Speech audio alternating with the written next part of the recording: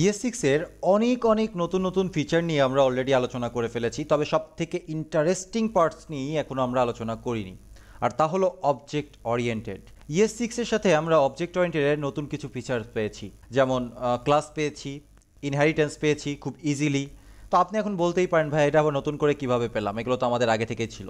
Exactly, you are right. আগেও ছিল, এখনও আছে। আগেও যা ছিল এখনও তাই আছে। আগে আমরা কনস্ট্রাক্টর প্যাটার্নের মাধ্যমে ক্লাস তৈরি করতাম, এখনও আমরা কনস্ট্রাক্টর প্যাটার্নের মাধ্যমে ক্লাস তৈরি করি। আগেও আমরা প্রোটোটাইপিক্যাল ইনহেরিটেন্স ঘটাতাম, এখনও আমরা প্রোটোটাইপিক্যাল ইনহেরিটেন্সই ঘটাই, কিন্তু এখন ঘটাই সব কিছু বিহাইন্ড দ্য সিন। অর্থাৎ জাভাস্ক্রিপ্ট আমাদের কিছু কিওয়ার্ড দিয়েছে, যে কিওয়ার্ডগুলো ব্যবহার করে আমরাও জাভা, সি শার্প এই ল্যাঙ্গুয়েজগুলোর মতো করে ক্লাস ডিফাইন করতে পারি। যদিও this is a syntactic sugar, মানে জাস্ট সিনট্যাক্সে কিছু পরিবর্তন এসেছে, বিহাইন্ড দ্য সিন আগের মতোই সে কাজ করছে।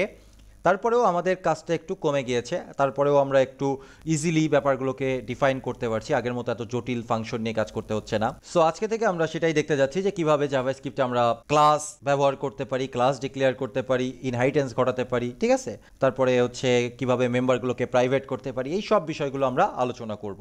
তবে আপনাকে ইনশিওর করতে হবে যে আপনি বিহাইন্ড দ্য সিন, অর্থাৎ প্রোটোটিপিক্যাল ইনহেরিটেন্স, কনস্ট্রাক্টর প্যাটার্ন, এইগুলো যদি প্রপারলি না বোঝেন, তাহলে ভাই আপনার জন্য এই সেক্টরটা না, অর্থাৎ ES6 এর ক্লাসটা না। কারণ আগেই বলেছি যে বিহাইন্ড দ্য সিন সব কিছু আগের মতোই ঘটে, প্রোটোটিপিক্যাল ইনহেরিটেন্সই ঘটে। সো দ্যাটস ওয়াই আপনি যদি প্রপারলি ওই ইনহেরিটেন্স না বুঝে থাকেন, তাহলে এই সিস্টেমটা আপনার কোনো হেল্প করতে যাচ্ছে না। ওকে, সো আমাদের কাছে এখানে একটা কনস্ট্রাক্টর ফাংশন আছে, সেই কনস্ট্রাক্টর ফাংশনের প্রোটোটাইপের সাথে একটা ড্র মেথডও আছে। তো এইটাকে আমরা এখন ক্লাসের কনভার্ট করে দেখার চেষ্টা করি। খুব সহজ, জাভাস্ক্রিপ্ট আমাদেরকে একটা ক্লাস প্রপার্টি দিয়েছে, অ্যাকচুয়ালি কিওয়ার্ড, ক্লাস কিওয়ার্ড দিয়েছে। সেই ক্লাসের সাথে আমরা এখন নামকরণটা করে দিব। আমি এগুলোকে কমেন্ট আউট করে রাখি, তাহলে আমাদের জন্য ইজি হবে। আমি সেম নামই দিব, রেক্ট্যাঙ্গেল। এবং তারপরে আমাদের ফাংশনের মতো এই দুইটা জিনিস দেওয়ার দরকার নেই, আমাদেরকে জাস্ট দিতে হবে কার্লি ব্র্যাকেট। এটা হচ্ছে একটা ক্লাস স্ট্রাকচার। এর ভেতরে যদি আমরা প্রপার্টিগুলো ডিফাইন করতে চাই, তাহলে আমাদেরকে কনস্ট্রাক্টর দিতে হবে। কনস্ট্রাক্টর একটা স্পেশাল মেথড, ওকে। প্রত্যেকটা ক্লাসের সাথেই ডিফল্টভাবে একটা কনস্ট্রাক্টর থাকে, আপনি ইচ্ছা করে এটা কল করতেও পারেন, নাও পারেন। আর কনস্ট্রাক্টরটা কল হয় যখন এই নিউ রেক্ট্যাঙ্গেলটা কল হবে, তখন জাস্ট একবারই, দুইবারও কল হবে না। তো আমাদের ক্ষেত্রে কনস্ট্রাক্টরটা দরকার। কনস্ট্রাক্টর এখানে আমরা আর্গুমেন্ট আকারে বা প্যারামিটার আকারে নিয়ে নিব, যে আমাদের যখন এই ক্লাসটা কনস্ট্রাক্ট করা হবে, তখন কি প্রপার্টিজ বাইরে থেকে আসবে, আর্গুমেন্টস আকারে কি কি দিবে। ইন দ্যাট কেস উইথ আর হাইট, ওকে। এবং সেম ওয়েতে আমরা দিস ডট উইথ কল করব, ইজ ইকুয়াল টু উইথ। তারপরে দিস ডট হাইট কল করলে হাইট, ওকে।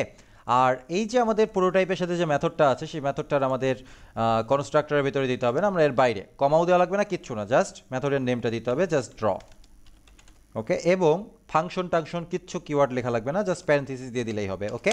That's simple. এবং এখানে আমরা লিখলাম কনসোল ডট লগ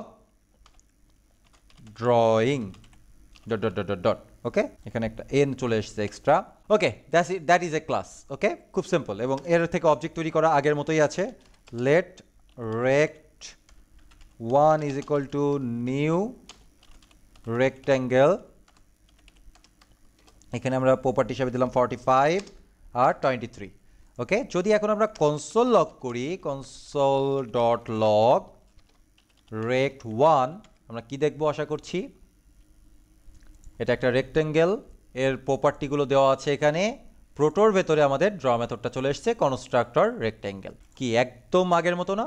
প্রোটোটাইপ ব্যবহার করে বা কনস্ট্রাক্টর ব্যবহার করে যেভাবে আমরা আগে ক্লাস তৈরি করেছি, ঠিক সেম না? কোনো চেঞ্জ নেই, একদম সেম। এবং এই প্রোটোটা চলে যাচ্ছে আমাদের অবজেক্টের বেজের কাছে, ওকে। That's simple. এখন যদি আমরা টাইপ অফ এই রেক্ট্যাঙ্গেলটা দেখার চেষ্টা করি, টাইপ অফ রেক্ট্যাঙ্গেল, তাহলে আমরা কি দেখবো আশা করছি? আমরা দেখব ফাংশন।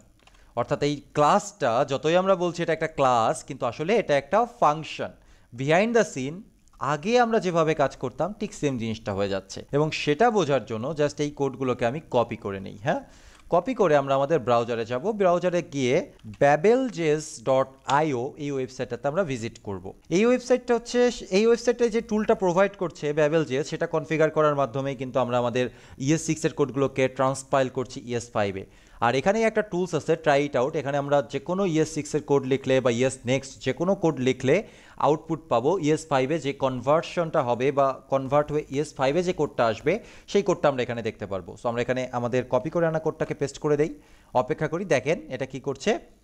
এই যে দেখেন আমাদের সেই চিরচেনা কনস্ট্রাক্টর ফাংশন। হ্যাঁ, আরও কিছু এক্সট্রা ব্যাপার স্যাপার আছে যে ক্লাস কল চেক হাবি যাবি।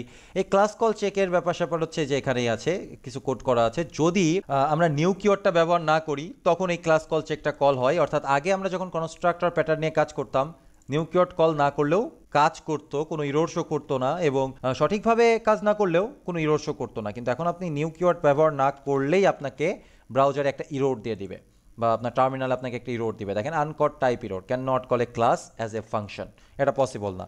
এটাই আর কি ক্লাস কল চেক করছে যদি কেউ নিউ কিওয়ার্ড পুট করতে ভুলে যায় সেই জন্য। ওকে, আর কিছুই না। তো এই হচ্ছে বেসিক একটা ক্লাস, যে ক্লাসটা ব্যবহার করে আমরা যে কোনো কিছু করতে পারি। আগে যে কাজটা করতাম কনস্ট্রাক্টরের মাধ্যমে, এখন আমরা সেই কাজটা জাস্ট ফাংশনের বদলে ক্লাস প্রপার্টি ব্যবহার করে করব, যেটা আসলে অনেক ক্লিন এবং যারা জাভা বা সি শার্পের মতো ল্যাঙ্গুয়েজ থেকে এসছে তাদের জন্য খুবই পরিচিত একটা সিনট্যাক্স হবে। That's why obviously I prefer this syntax, এবং এটা অনেক বেশি ক্লিন।